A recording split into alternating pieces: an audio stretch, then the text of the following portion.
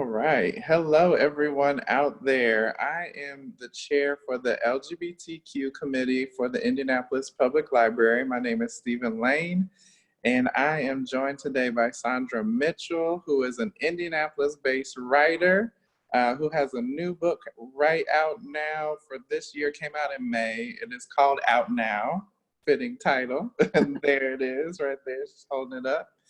And she has published over, is this right? Published over 20 books. Oh my gosh, that's so wonderful. Yes. They let me start and I would not quit.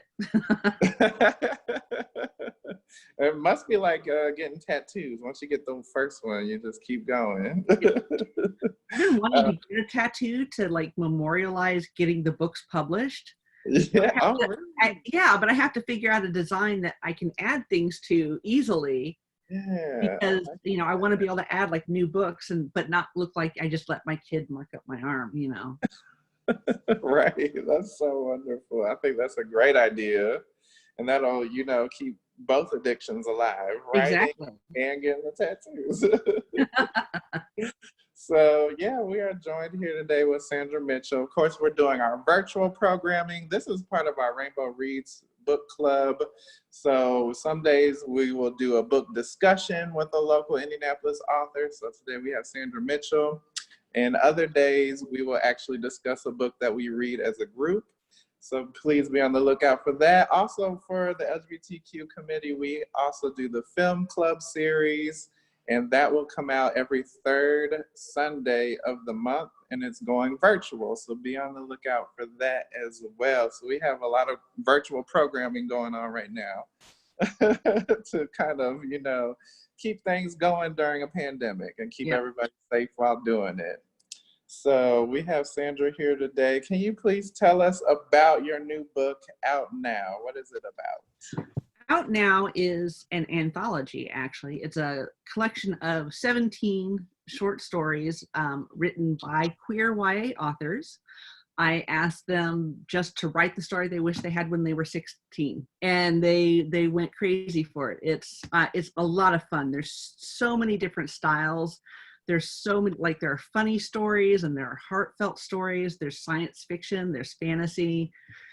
There's but all of it, I'm really proud to say that every author is a queer author. Every story features and centers queer characters. We had a queer agent. My agent is queer. Our original acquiring editor was queer. So it's queer all the way up and down. It is a real project of love from all of us. Oh, that is so wonderful. That's awesome. So are the authors, are they based here in Indianapolis, or are they all over the country? They're all over the place. I actually have, in this one, Fox Benwell is a fantastic trans author from the UK. And Will Kostakis is truly, just really genuinely funny author from Australia. And, I basically, I go where the queer authors are. So, and I always make sure that I'm asking new people and different voices, because a lot of times anthologies can get really cliquey. It's like the same, you keep seeing the same 5 people over and over again. Yes. And, queer books, especially in YA, have just now really started to get like some publicity and some attention. And, we've just now started to push past that gate where it has to be all about gay pain or pain, where we can finally just have stories and be like, I just wanted to go to the moon, So I try to bring in authors from all over the place, and I really have enjoyed working with all of the authors. And this is the second one in this set. The first one, All Out, came out 2-3 years ago. Super popular with teens, and it has been actually really popular in high schools, which has been an absolute delight. I've had classes say that it was on their book list to read, or that it was one of their summer reading selections, and their assignment was like to write to me and just ask about the anthology. So it's people are reacting, and people are really excited to see stories where, you know, queer kids get to do stuff instead of just suffer. Yes, that is so awesome and inspiring. So how did you find the authors for Out Now and All Out? A lot of them are my friends. I mean, you know, they're authors that I like. I mean, you know, when I say they're my friends, it's like they're people I talk to on Twitter. Yes. Because all authors are sitting at home by themselves, to be quite Yes. honest. But, like, you know, they're people that I talk to and socialize with on Twitter. And you know, it was an opportunity for me to ask a bunch of my favorite authors, you know, will you write a story for me? And some of the authors, like Anna Marie McElmore in the first one, you know, some of them, I like crept into their DMs like a creeper, and I'm like, so is there any chance at all that you identify as queer in any way? Because I'm doing this anthology. And so, like, there are a couple of people that I pulled in that way. And you know, when it came to voices that I didn't know anybody, I found Nyla Magruder for the first one in AceLit chat. You know, just following, you know, like Translit chat, AceLit chat, paying attention to, you know, what other people in the community are doing. Like, I didn't know Nyla personally, but once I saw her talking about what she does and what she writes in AceLit chat, I'm like, well, she sounds really cool. And I went to check out her website. And so, I mean, she wrote a fantastic story in the first one. It's basically set in 1970s roller skating rink. It was so good. It's so fantastic. Oh, that's awesome. I just think social media is so important to making just connections with anybody, and if you have like an interest in anything, there's always like a hashtag or something that you can follow, somebody you can follow on social media who makes it interesting. But like you said, it's really important to like reach out to those people that you enjoy following on social media, like Twitter. Like, I love, you know, Twitter, and I love, you know, reaching out to them and messaging them. So as you as an author making those connections with other authors, do you have any advice on how to, like, the best practices in reaching out to another author you appreciate on social media? Well, part of it, I mean, you know, how friendly have you been in the past? Like, you know, there are certain authors that, like, we're cordial and collegiate, you know, if we meet, if we see each other at a convention or we're on Twitter or whatever. But, like, you know, they're closer to like a New York Times bestseller, or like I just feel like they're higher up on the hierarchy than Yes. and then I go to their website, or I ask around and I find out who their agent is, and I make contact that way. If it's people that are more like, I feel like on my level, you know, down on the mid-list level with me, that I feel like I can approach, that I've been friendly with, you know, long enough, I'll just DM them, or I will go to their website and I'll you know, send an email to whatever email address they have, or fill out the contact form. I mean, pretty much the way anybody would do it. I mean, the only thing that's really different is I have more access to finding out who's being represented by what agent. And I have an agent, so I can say, hey, you know, Jim, my agent, if I write a letter to so-and-so through their agent, can you forward that to me? That way they all know it's all coming from like a professional sort of level, as opposed to maybe like a fan who's super excited and would like to do a thing like this, but like doesn't actually have the capability to do a thing like this. Right. Because I mean, these are paying jobs, right? I mean, I pay everybody in my anthologies. They get half of my advance, they get half of all of the royalties. And yeah, and it's one of those things where, you know, I'm their editor, but I'm also an author. So I know some of the things that have disappointed me in the past about being in an anthology that I've tried to correct. And, you know, I'm sure there are things that I do wrong that my contributors would like me to do better or differently in some way, but it's, you know, it's all a process. Yes, yes. And you said that when you were preparing for Out Now, that you didn't want the authors to really I guess make like that sad ending where the gay person dies at the end, like you see in a lot of the movies. Were there other kinds of criteria you were looking for with putting the stories together? You know, if somebody had told me that's the story that they wanted to write, that would have been great. But interestingly enough, when I said, write the story you wish you had when you were 16, nobody wanted to write that. Go figure. Probably because we got enough examples out there Right? about it already. Exactly. But what's interesting is that I did have, in the new one, Kosako Jackson has a great, I would call it a speculative story. It's this great action story that features the old gods in the new world, and it's I can't even describe it. It's just so imaginative and so exciting. But when he and Caleb Roy, who wrote What Happens in the Closet, which is gay vampires, yay, and they both wrote, and it's like, is it okay if I kill people? Because I'm worried about the bury your gays trope. And I said, the great thing about having an anthology with 17 stories in there is that you cannot possibly bury them all. So kill away, you know? Right. I think, you know, a lot of these authors, like, you know, freedom is like, because they're not the only one, they don't have to be like, and here's the perfect gay story where nothing is offensive and everything is like very neat and it's not scary for heterosexual people. Right. You know, they really got to just relax and write something that excited them. Yeah, yeah. And so this anthology is geared towards teens. Yes. So not just LGBTQ teens, but straight teens are gonna pick it up, and yeah. Because, I mean, the stories are just, they're fun and they're exciting, and you know, they're fantastic writers, and it's one of those things. It's like any anthology. It's like, you may not like all of the stories, but I almost guarantee you there's going to be at least one that you will like. Yeah. And you know, when we were putting these together, you know, we got these beautiful covers. I specifically asked them, I was like, can we not do rainbows? And it's not because I don't love the rainbow. I do love and affirm the rainbow. But one, it's because, you know, I just want these books to be, I didn't want them to be put in that box where, and here's a little queer book that's only for this little niche audience. It's like, treat this book like you would treat any really exciting collection of stories.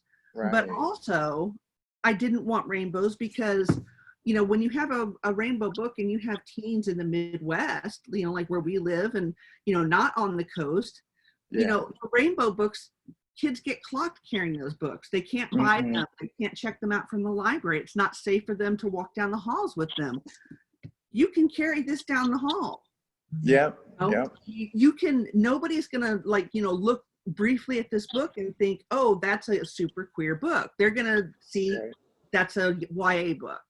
Right. Yeah. And, you know, I think it's really important to remember that, you know, the coasts sometimes forget that the middle is not necessarily up to the same place that they are. That, you know, like I had to explain when we have stories, it's like, you know, they're like, I don't understand why this is so complicated. And I'm like, this is so complicated because we have to think about whether or not it's safe to kiss somebody on the street. Right. And they're like, is that still an issue? I was like, yeah, that's still an issue. That it is. So, you know, it's been exciting because Inkyard has been super open to me being the editor who actually edits the stories, but also to me giving them feedback as a publisher, how they're putting together queer stories for the mainstream. It's been a really great partnership in that way. Yeah, and I think that's such a, you know, it's such a great way how you describe it. And it seems like, you know, everybody can get something out of the book, like LGBTQ youth, you know, they'll see themselves really reflected in these stories and these different characters. And then, you know, the straight youth or questioning, they might see, it'll be like looking through a window where they learn more about LGBTQ characters and the worlds we kind of live in. So I think that's just so wonderful. Thank you. Yeah. And another thing that I try to do, now, of course, I mean, you know, there's only so many queer YA authors, you know, so, you know, there's only so many. But what I also try to do in each book is I try to make sure that I never have just one. So like if I have, you know, a white cis gay man in there, I want to make sure that I have, you know, a black gay man in there. Mm-hmm. If I have, trans stories, if I have a trans man story, I want to make sure that I have a trans woman story in there too. Yes. If I have, an ace kid, I want to make sure that I, also have an ace aromantic kid. Mm-hmm.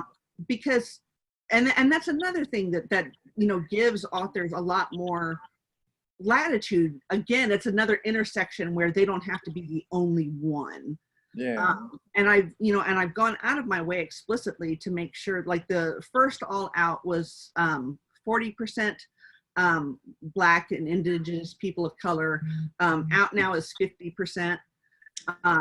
I'm trying to get to 75% if I get to do the third one, because those are so often the voices that get the least notice and get the least promotion. Yes. Because I could easily fill an anthology full of, cis white gay guys. I mean, I could do that 6 days a week. Right. But actually reaching out to, the other voices that are out there in the community, and, along all of those different intersectional axes is really important. I want to try and make sure that there's a story for every kid in some way.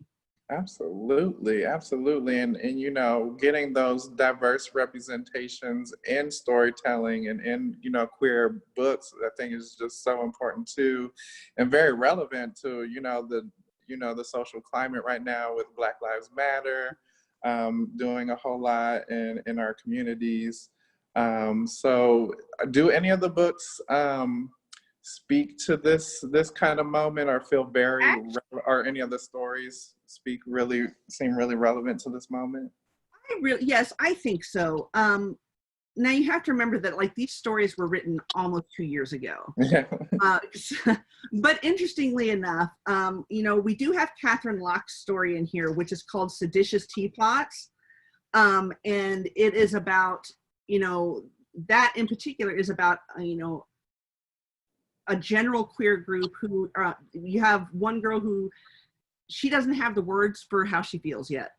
And she comes into a group that is a little bit further along, both in, activism and in, their identities. Yeah. But what they all have going for them is that they are pretty upset about the current climate in the government, and they want to protest that. And so we have that one. And then there's Star-Crossed in DC by Jess Verdi, which is the queer daughter of the president, falls for the queer daughter of the Democratic nominee for president. Yes. It took me a second to get there.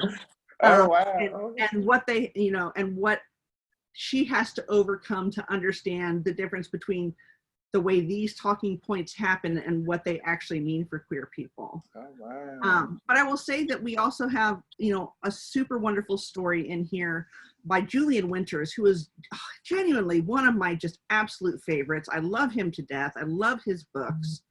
How to Be Remy Cameron is like one of my favorite coming of age novels ever. But what is the name of his story? Let me find it real quick. Sorry about that. No, you're fine. Yeah. That would be awesome to know. Where is his story? There it is, Victory Lap. It's called Victory Lap. Uh-huh. And it's about a Black guy in high school. He already knows that he's gay. There's a guy that he definitely wants to ask to the prom, but his dad doesn't know. And so his dad is actually, he owns a barber shop. And you know how important the barbershop atmosphere, the barbershop, location is important, in the Black community. And the best way that I can describe the story is that it's a love letter from a son to a father. And it's really beautiful. And it's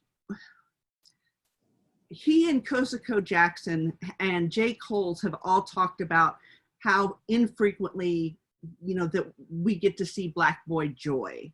Yes. And that we don't get to see soft Black boys who are romantic and, effeminate, if you will. Right. And I really feel like that story really slots into that really beautifully. And, given that right now we're talking about the way that a white majority treats Black men's bodies, Having a story like that is just so, it's not the story that we keep getting fed by the gatekeeper over and over and over. Right. You know, it's a beautiful, heartfelt story that it's just a very unique voice. And I think it's a really important one right now. I mean, it's a really important one all the time, but especially right now. Absolutely. Yeah. That's awesome that, you know, it just seems like there's something for everybody. Like you said, you were really intentional about getting a diverse range of stories. I really did try. You know, what was interesting is I found out with the first one, you know, had a really great reaction to the first one. And one of the biggest, one of the most vocal groups that responded to it were, you know, the ACE community. Because we do have, like, you know, some fragments of the queer community that want to, you know, exclude ACE people, which I think is ridiculous. Yeah. And they were shocked to see one story with ACE characters, and then I'm like, well, keep reading because there's 2 more in there, and they're just so excited, just like trembling in tears, excited because there was more than one ACE story. Wow. And that's awesome. If you ever get the opportunity, Jane Walters over at West Indy, when the year that All Out came out, she worked at the booth at Pride back when, you know, we were allowed to congregate with other people. Yes. And I gave her a case of All Out. I just said, just hand them out to teenagers that you see there at Pride. And she sent me pictures back, and just like, the kids are so happy. And it just makes me so happy. Oh, I bet. That's so beautiful. That's awesome. So to do that this year. Yes. So you definitely write for a teen audience or tween audience as well. Can you tell us why you selected that audience to primarily write for? You know, I can't say why. I would say that, you know, initially, like early in my career, I was writing, like, you know, horror stories and science fiction and stuff like that. And a lot of times there's, like, back then, it's been a while, there wasn't a YA category. Yeah. But then when I started working for the Fresh Films and you know, Girls on Film and a variety of film programs, they were all stuff that was being created by teens, and I was writing their ideas into movies. And you know, I find it interesting because, you know, when you're a teenager, it's like it's the first time that you're making decisions that will actually affect the rest of your life. But it's also, you're making these big decisions without having experienced so much. So it's like, there's so many firsts.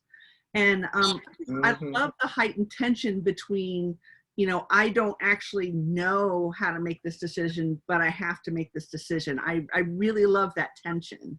Yes, definitely. There's like an element of like problem solving there that is just so important in making these decisions. And, you know, when you're a queer kid in Indianapolis coming up, you know, making those decisions to come out or stay in the closet or date someone, those are really big decisions to make here in the Midwest as a queer kid. Yeah, I've been a queer kid in Indianapolis. I came out in 1989. Wow. And back then, all of the queer kids that could identify that they were queer kids, we actually sat on the front steps of the Central Library. That's where we all hung out. Mm-hmm. Your parents don't tell you can't go to the library. So, yeah, they'll never say that. Yeah, like, what are you doing today? Oh, hanging out at the library. On the library. So, you know, I started outside the library and now I'm all up in it. Oh, that's wonderful. So you came out in 1989. Were you writing around that time as well? Yeah, I was in high school. I was writing stuff for the school literary journal. I was actually, I actually published in some small magazines then. Wow. so yeah, I was writing stuff, but what was interesting is that, you know, really for the first part of my career, I would say the first 10, 15 years, it was really pretty standard to, if you were going to submit something with queer characters, like to a regular magazine, that like Yeah. you asked permission first. And it would be okay for them to say, it's like, no, we don't want to have a gay story in this issue, but maybe try again for this themed issue. Mm-hmm. So there was a lot of that. Yeah. There was a lot of that. And I mean, even early in my book writing career, my first novel, Shadowed Summer, came out in 2009. I sold it in 2007. And there was a real back and forth behind the scenes because, you know, it's a book about it's a ghost story, but it's also a family story. And they were totally okay with the fact that part of the central mystery was about a gay boy who killed himself like 20 years ago, but they were not okay with the fact that the main character had a gay uncle now who was partnered. And like, you know, it was there was a lot of fighting. It was very upsetting. Yes. And you know, I got told that, you know, I'm not going to get invited to libraries or to schools if I have that stuff in my book. And, you know, I got told that it was my fault that my book didn't get into book fairs because I wouldn't take that material out. Wow. I had like one of the book fairs that did actually take my book. It's a middle grade book. I mean, it's a pretty standard, you know, scary middle grade book. Yeah. And they put a sexual content warning on it. And the sexual content was the fact that the uncle existed. Oh my goodness. So, you know, so that was 2009, and that was really, really rough. And now, you know,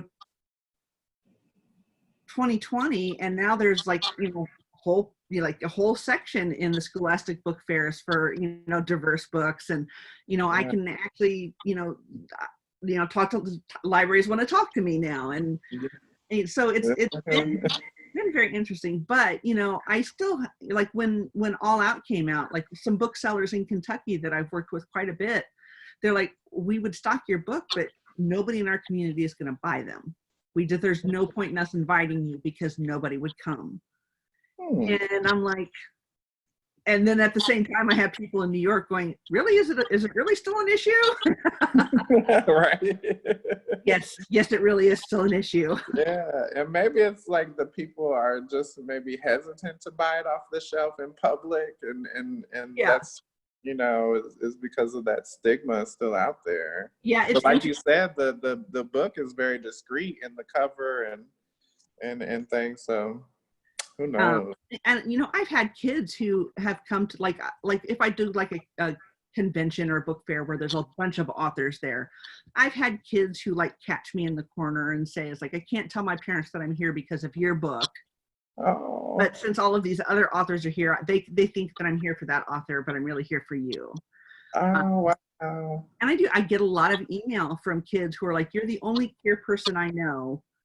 Can I ask you a question? Or I have a problem. And it's like, you know what? I'm happy to be the only queer kid these kids know until they finally get to a place where they get to have their whole community and their chosen family. Right. Absolutely. That's so wonderful. That's so great. Could you talk a little more about what you as a queer kid, or you're a queer kid, like what sparked your interest in writing and what got you into writing to begin with? You know, I was always like that imaginative kid, the, you know, playing pretend kid. You know, I read early. My mother says that she had to finally take me to the library to get a library card because she caught me reading Forever Amber, which was kind of like the 50 Shades of Grey of the 60s and 60s. And you know, we went to the library every Saturday. And, you know, when like my family, you know, we weren't well off. And so like one of our treats were, you know, it's garage sailing time, and grandma would get the big jar of coins from like, you know, the change that she saved up.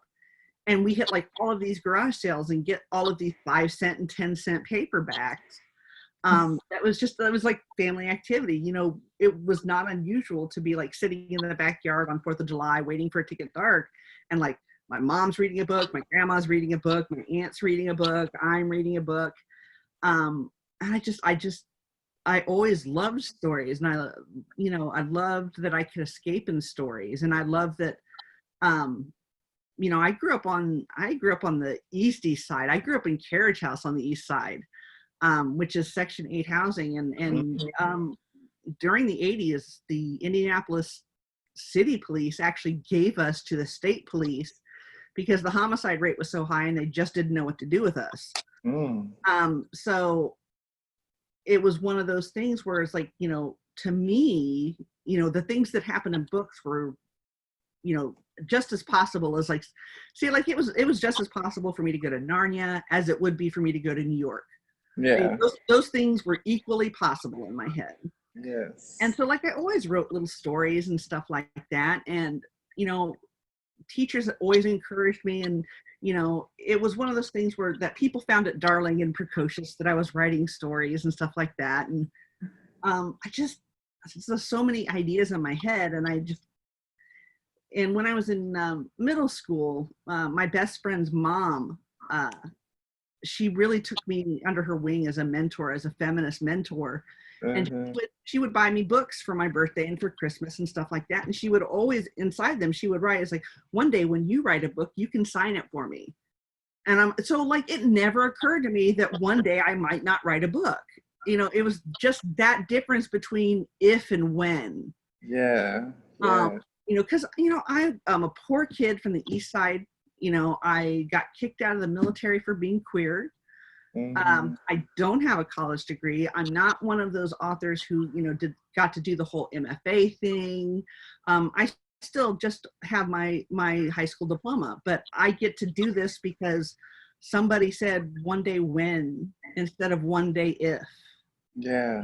And that's so incredible how that adult changed your life with that gesture. And it's like, does she even realize the impact that had on you, She does now. We're still but in she probably didn't then. It's so important for adults to realize that the things we say to kids really does matter. It really does, especially the things that we say to marginalized kids. Yes. Because that's one of the speeches that I actually give, especially in rural areas in Indiana, is that, I have a high school diploma. I'm not special. I'm not rich, but I get to do this thing because I wanted to do this thing. And, now, especially now with the internet, you can do the thing that you're passionate about. You don't have to leave Indiana if you think it's impossible to leave Indiana. You still can, but you don't have to. I get to publish books right here on the south side of Indianapolis. Usually a couple every year, Awesome. That's awesome. So what is it like being a queer author here in Indianapolis? Interesting. I bet. Like I said, over the years it's gotten better, and schools have been more open to having me in. And let's put it this way, is like when my very first book came out, I got invited to come to a school, but only if I didn't talk about the gay stuff in the book. Oh, no. So they wanted me to come and talk to their kids, but not mention any of that gay stuff. And then, I don't know, 3 or 4 years ago, I was invited to come and do a writing camp. And I think it's really important to do things like writing camps in Indiana, because we didn't have that when I was growing up. Yeah. No, I didn't meet a published author until I was a published author. But they said, and that was like right when All Out had first come out. And they're like, maybe if you just kind of downplay that. I mean, I don't think we have any of those kids here anyway. And that was, in previous years, I might have just gone ahead and gone with it because it is important to talk to just kids in general. Yeah. But I got there and I was just so annoyed. And you know what? So I just went,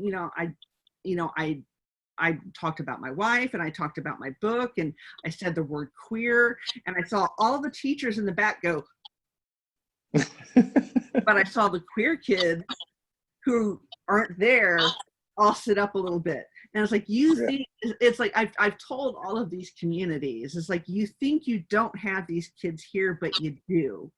You do. let's say that you don't. Let's say that you have no queer people, you have no people of color. Let's say it's still important for them to read these books, because how else are they going to learn what a world is really like Yeah. if they never see anything but mirrors? Yes. Yes. Oh, that's such a great point. Oh my God.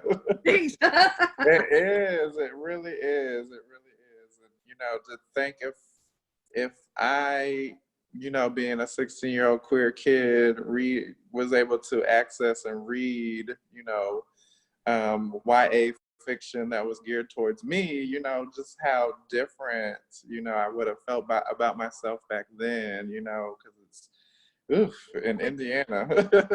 Like the very first queer book I ever read was Ruby Fruit Jungle by Rita Mae Brown, which is a classic lesbian novel, but it's not YA by any stretch of the imagination. Not at all. And so, like I love reading YA now. It's like, man, I just read book after book, and it's like, I wish I had this when I was 16. I wish I had this when I was 16. Exactly. So can you talk about what your writing process is like? It depends on the people have said, it's like, every book teaches you how to write that book. Mm-hmm. And so, like, in general, what I have done in the past is I have to write 1,000 words a day, whether I want to or not. And sometimes I don't want to. I mean, sometimes it's work. It's not like, the muse does not show up every day, but the muse also doesn't show up if you haven't done the work. So it's 1,000 words a day, every day. And I don't get like a credit. Like, so like if I wrote 2,000 words today, I can't be like, well, I can take today off. No, every day is 2,000 words. And I start at the beginning and I write through to the end. And yeah, there are lots of parts of the book that are very sketchy, in that first draft. But the first draft is really just teaching me how to tell the story. I love that. I don't usually do outlines just because I end up diverging from the outline, and then I'm like, oh no, now I'm away from the outline, even though it's not a big deal in general. Mm-hmm. Or I stick too close to the outline, and then the story is just kind of like it can't breathe. Yeah. So I like to just sit down and write. But the thing is that part of the reason why that was my process is because, I had kids in school, and my youngest is autistic and has Turner syndrome. So I spent, I would say that my actual full-time job was like advocating for her to make sure that she gets the services and the accessibility things that she needs to be successful at school. Yes. And then writing was what I did around that. Well, she just graduated from high school in the top 100 in her class. Oh my God, that's awesome. And so now I'm kind of set adrift, because it used to be that it was like, okay, I get up in the morning, I get my kids ready for school, they go to school, I answer business email till noon, I have lunch, then I write until they get home from school, and then it's like family time until like 9 or 10 o'clock, and then I write some more until about midnight, usually, and then I go to bed. Yeah. I don't have that anymore. So I feel like lately, I feel like I've just been kind of like, and I'm actually supposed to be working on something. Yeah.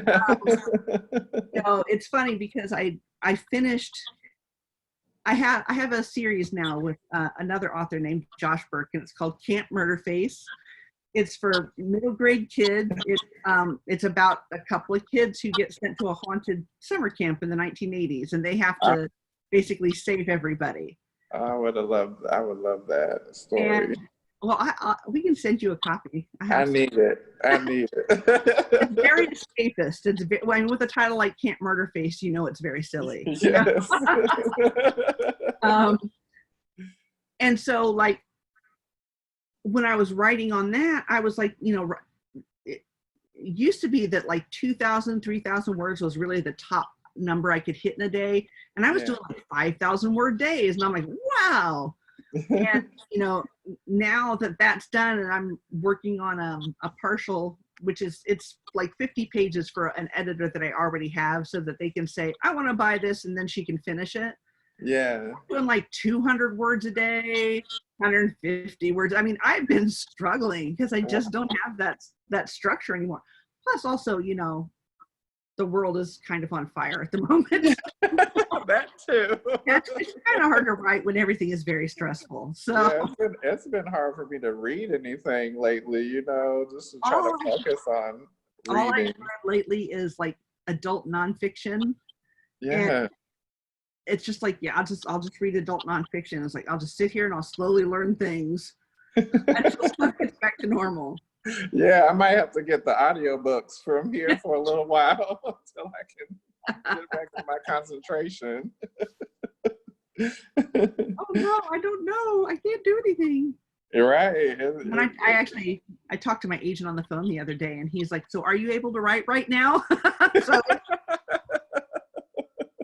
I'm like, "Yeah, I'm not hitting the word counts that I usually do, but yeah, doing a little bit."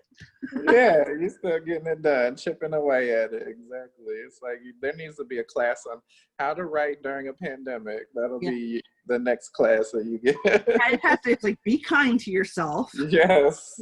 Lower your expectations. Uh-huh. And one of the things that makes the pandemic so, not only is it like just because the world is so uncertain right now, it's like, how do you write stories now? Do you write them as if the pandemic has happened? Do you try and guess what it's going to be like in 2 years when the book actually comes out?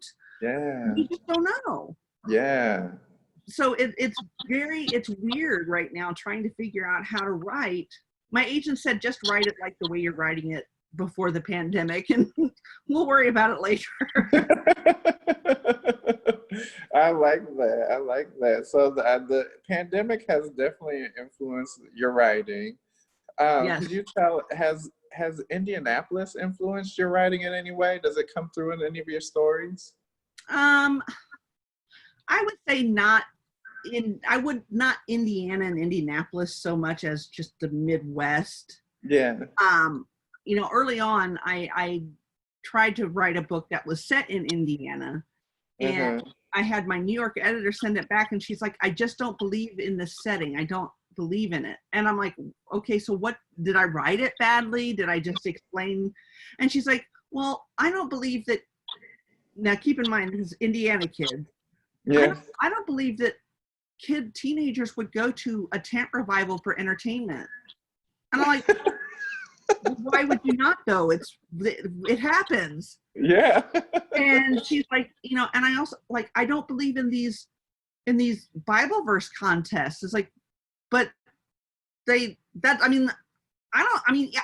not even Christian anymore. And like, and I even sent her a picture of the front page of the Indianapolis Star. I'm like, see how there's a Bible verse on the front page every day? Yes. And so it was, she was just like, I don't believe in this setting. She doesn't believe in Indiana the way it is. She needs to come out and visit. Yes. And so I've kind of stuck with like a nebulous Midwest since then. Yes. And I have had to explain stuff, but what's funny is I got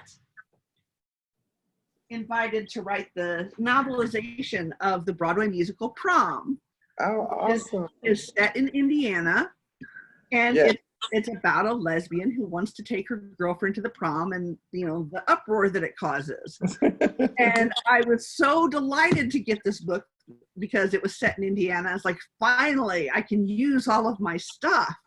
Yes. And so the prom has like ope in it, like people saying ope when you bump into them or whatever. And I've had to explain to like 4 different layers of editorial that I understand that sherbert is spelled incorrectly, but that's how we pronounce it. That's how we say it, yes.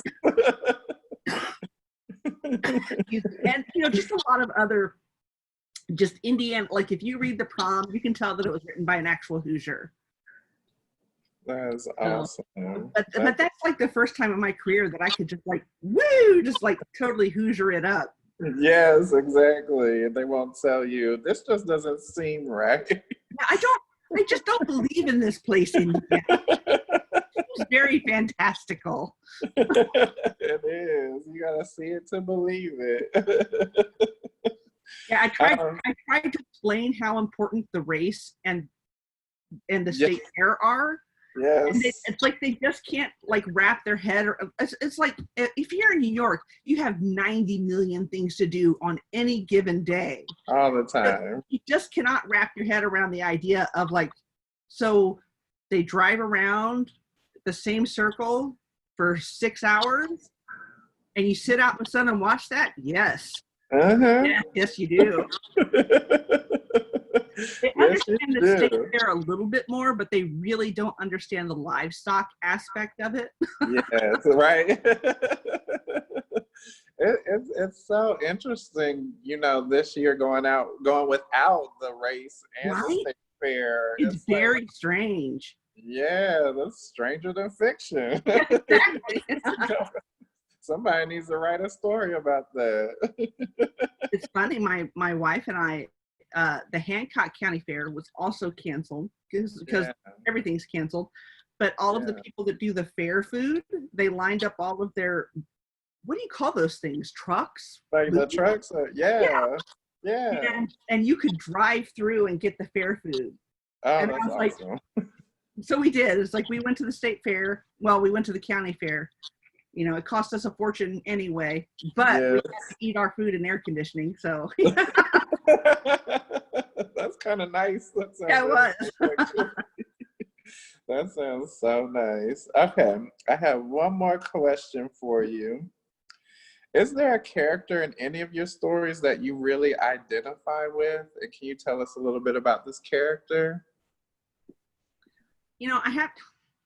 Every writer writes for different reasons. And honestly, for me, when I'm writing like my actual novels, my original work, like All the Things We Do in the Dark, which actually came out last fall.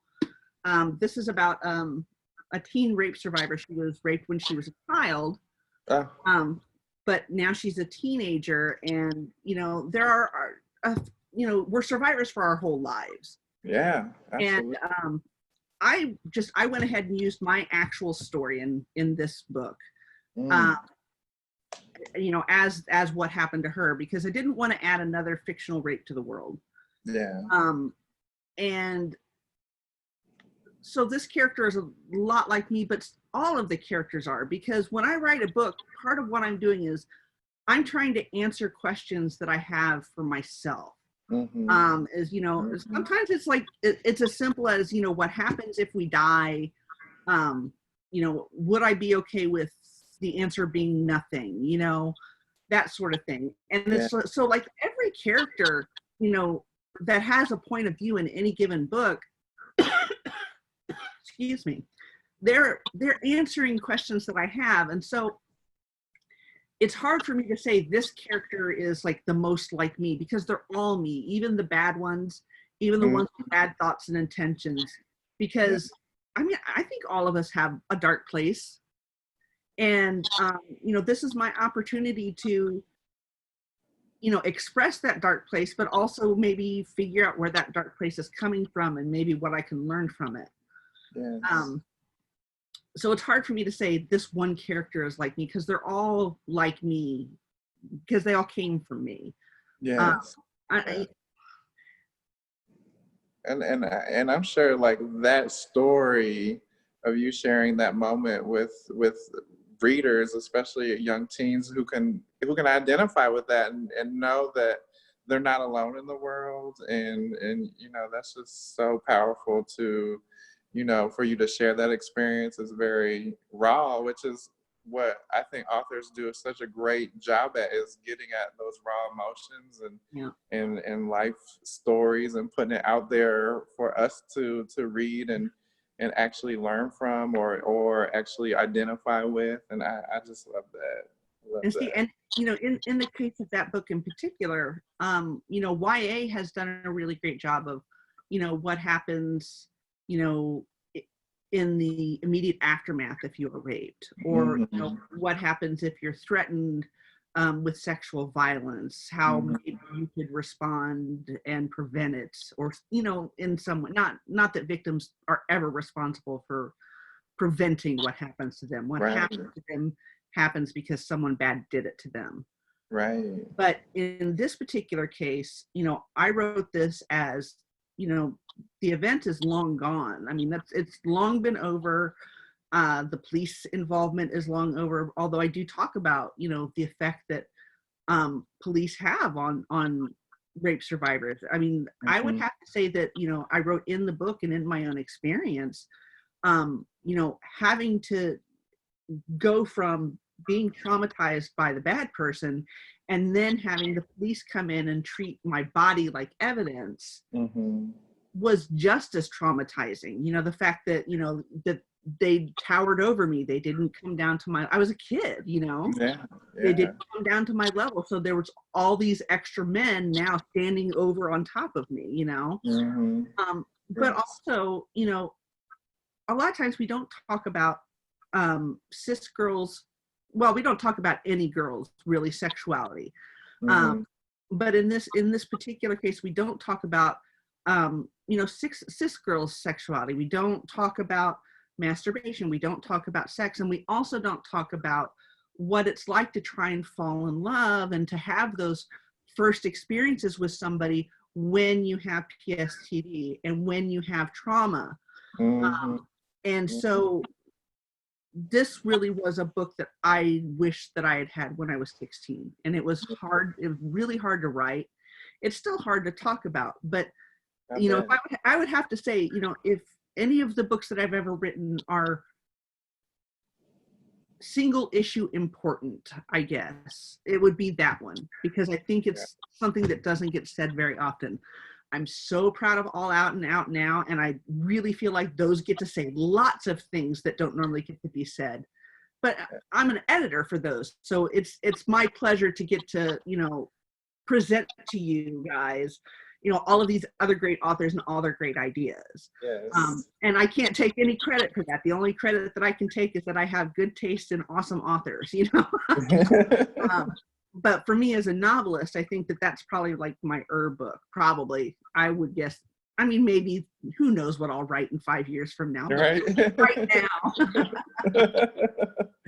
That is so wonderful. That is so wonderful. Saundra Mitchell, it has been such an honor and such a pleasure talking to you today, and just being able to talk about your experiences and your books and all of your works. And we have a few of your books here at the NDPL library, so people are encouraged to come and check it out. We are available. We are open to the public on a limited capacity, and we do have curbside pickup that people can come in and check out your books and definitely read them. I know we have Out Now on order, so we're just waiting to get a copy. But we do have All Out, so All Out is available, and other titles that you have are available here. Also have them available on Access 360. Or through your Libby app. So if you want to get it digitally, those are in there. Some of my other novels are too, but Out Now and All Out, they are available digitally through the Indianapolis Public Library. So you don't even have to go anywhere. That's awesome. You just get it from your phone or your tablet. Awesome. Thank you so much for having me.